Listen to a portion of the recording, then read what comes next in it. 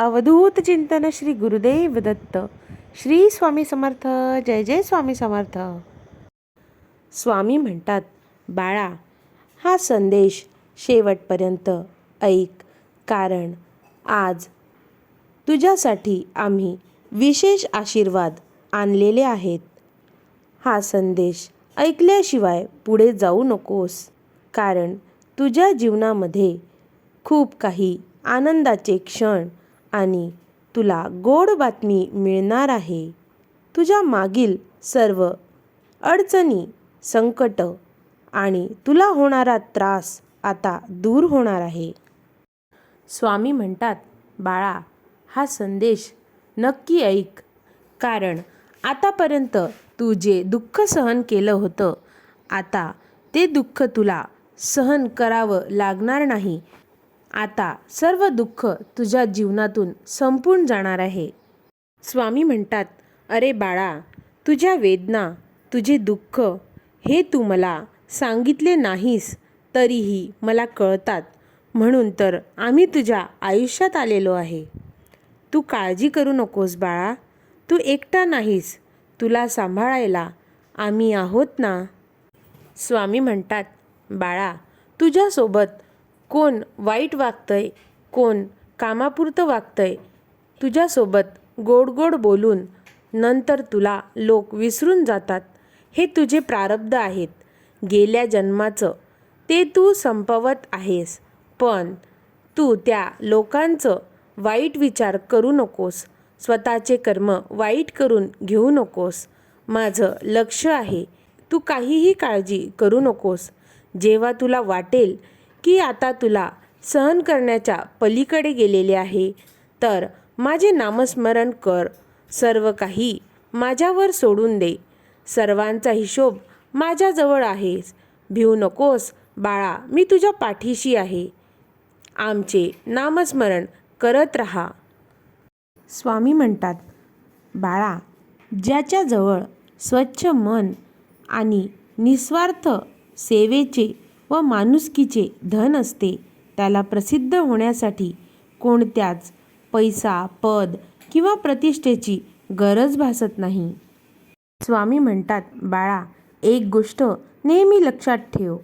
कुणाच्या वाईट विचारानं तुमचं काहीच वाईट होणार नाही, कारण तुमचा कर्ता आणि करविता, तुमचे ब्रह्मांड नायक तुमच्या पाठीशी उभे आहेत. स्वामी म्हणतात, तुझ्या जीवनात अनंत अडचणी असतात, पण तुझ्या ओठावर हास्य असते, कारण तू आमचा भक्त आहेस. कोणत्याही परिस्थितीत जगायचं कसं हे तुला चांगल्या प्रकारे ठाऊक आहे आणि तू हे अडचण हसत हसत जगतो आहेस, कारण हसत हसत जगण्यात काय नुकसान. म्हणून जीवनामध्ये अडचणी जरी असल्या तरी आपण हसत हसत आपले आयुष्य जगायला पाहिजे.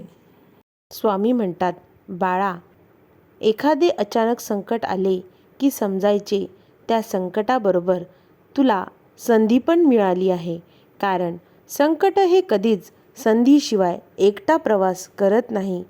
संकट हे संधीचा राखणदार असतात. म्हणून फक्त संकटावर मात कर, मग संधी तुझीच आहे. स्वामी म्हणतात, जीवन हे आनंद, दुःख आणि कठीण काळ या चांगल्या वेळेचे वर्तुळ आहे. जर तुम्ही कठीण काळातून जात असाल तर विश्वास ठेवा की तुमच्या जीवनात चांगला काळ मार्गावर आहे. स्वामी म्हणतात, बाळा, तू तुझ्या कर्मावर आणि भगवंतावर विश्वास ठेव. वेळ आल्यावर तो भरभरून देतो. स्वामी म्हणतात, बाळा, आयुष्य ही एक परीक्षा आहे. त्यात दुःख हा प्रश्न आहे आणि आनंद हे उत्तर आहे. जे स्वतःवर विश्वास ठेवून प्रत्येक दिवस आनंदाने जगतात तेच ही परीक्षा पास होतात.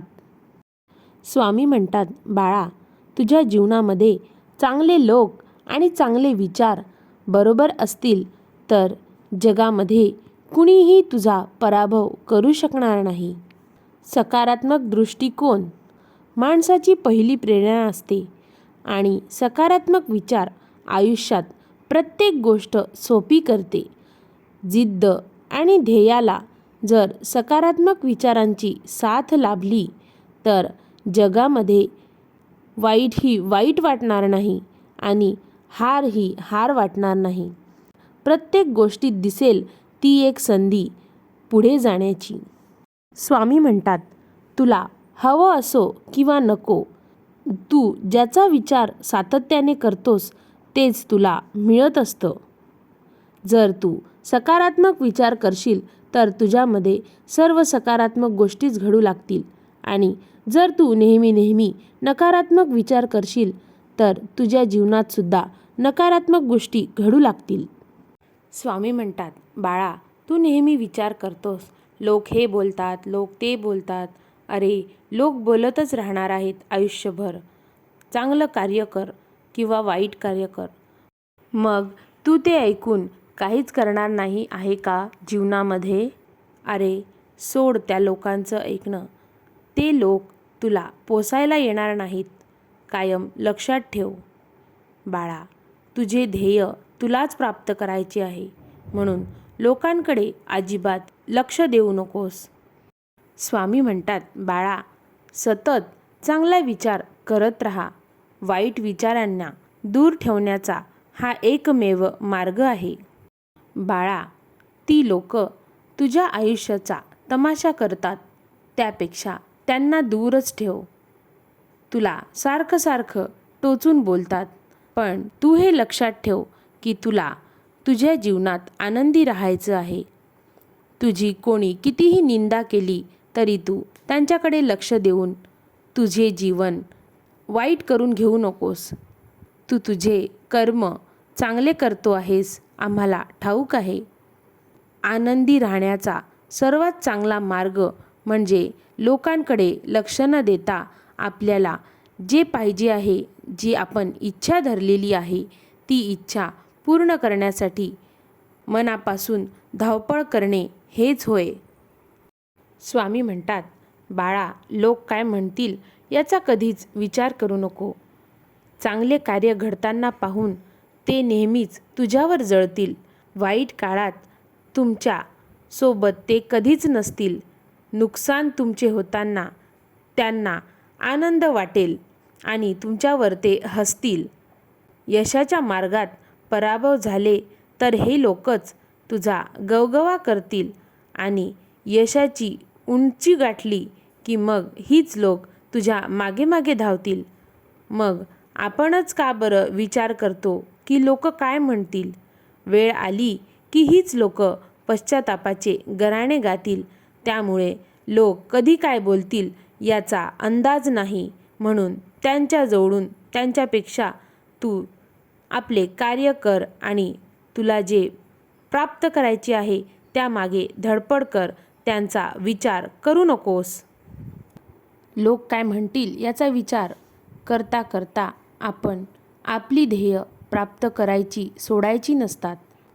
कारण लोक ही फक्त वाईट काळात आपल्याला टोमणे मारतात, आपल्याला नावं ठेवतात, पण चांगल्या काळात तेच आपल्या उपस्थितीला टाळी वाजवतात. आपली परिस्थिती आपल्यालाच बदलावी लागते. त्यामुळेच लोक काय म्हणतील याचा विचार आपण करायचा नसतो. हवं तसं जगायला शिका. जे आवडतं तसं वागायला शिका. तुझे स्वप्न बाळा तुलाच पूर्ण करायची आहेत, परंतु आम्ही तुझी साथ कधीच सोडणार नाही. तुझ्या प्रत्येक इच्छा पूर्ण करण्यासाठी आम्ही तुला साथ देऊ, तुझ्या मागे उभे राहू. आम्ही सर्व काही सांभाळून घेऊ बाळा. तुला आयुष्यामध्ये गुरुची साथ लाभेल. तुझ्या जीवनात येणारे प्रत्येक व्यक्ती ही गुरुच्या स्वरूपात असते आणि आम्ही तुला प्रत्येक चांगला मार्ग दाखवत असतो. तुझ्या मागे लागलेली सर्व साडेसाती हा संदेश ऐकून नक्कीच नष्ट होऊन तुला गोड बातमी मिळेल. अवधूत चिंतन श्री गुरुदेव दत्त. श्री स्वामी समर्थ. जय जय स्वामी समर्थ. अवधूत चिंतन श्री गुरुदेव दत्त. श्री स्वामी समर्थ. जय जय स्वामी समर्थ.